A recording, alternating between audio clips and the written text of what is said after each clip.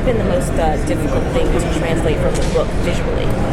Sometimes you run into that. Yep. Yes. Well, in the book, I would say that probably the belters is one aspect of that. In the book you have the belters who have lived in space so long they've physically changed. Their bones are elongated, and it's almost sort of a new race of people. And that's hard because you have to stretch, just from a physical production. Or it's not really physical production, but visual effects, and it becomes it's really hard to do because if you have a scene like this and you have to stretch certain things and not stretch other things, and how do you do that on a with a number of shooting days and the budget, and so or you have to cast 7.5 foot tall people in Toronto, So we did a bit of that, and but that's one of the things from the book, that's such a.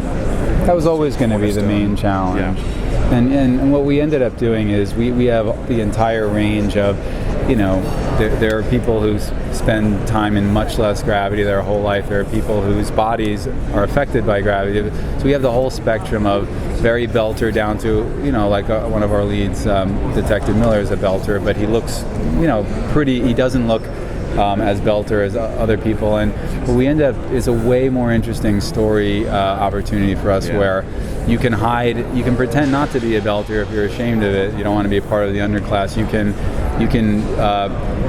be closeted. You can be closeted. There are other people who are proud belters. They're extreme belters. And let's get the whole range of it and show how people identify with the other, or choose not to identify with their own group, or embarrassed to identify with their, and let it be much more of a continuum of being belters. Because one of the things which annoys us about sci-fi is you have another race of anybody with a certain specific trait that they all share. You look at them, it's done.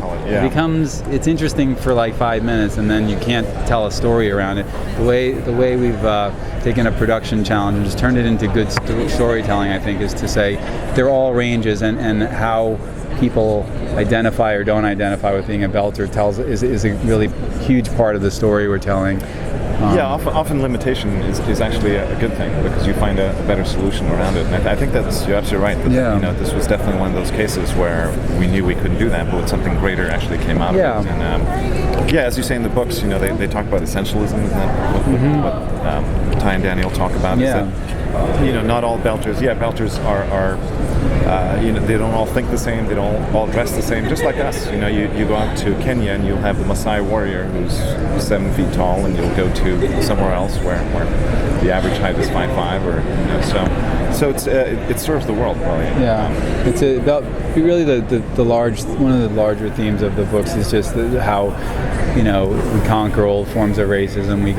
We immediately create new ones, and the whole belter culture is a huge foundation of a lot of the show and the book series and everything. So it's really more fun to not know who's a belter, and some people can hide it, and other people like Detective Miller can, but there are certain physical traits. Like if a belter came down to Earth, they would be crushed by the gravity. That's how you know they were a belter. So we can play with all these aspects as the covert nature of your true self is a lot of fun in drama. If you can see what someone is, you're done. There's no story. So that's how we've chosen to handle it, and I think it was a happy thing, even though it started out as how are we going to do this, and then it became a really like Jaws, the shark not working. Ended up making one of the greatest thrillers of all time because the damn shark didn't work. You got to use what you got. Gravity is also another one.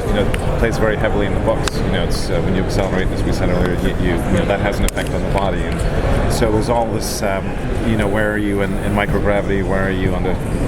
So all those kind of things were difficult. Like for example, in the scene, you take your seatbelt off. The seatbelt has to float, and so suddenly you're like, oh, that's another thing you have to do. And so a lot of details. The details.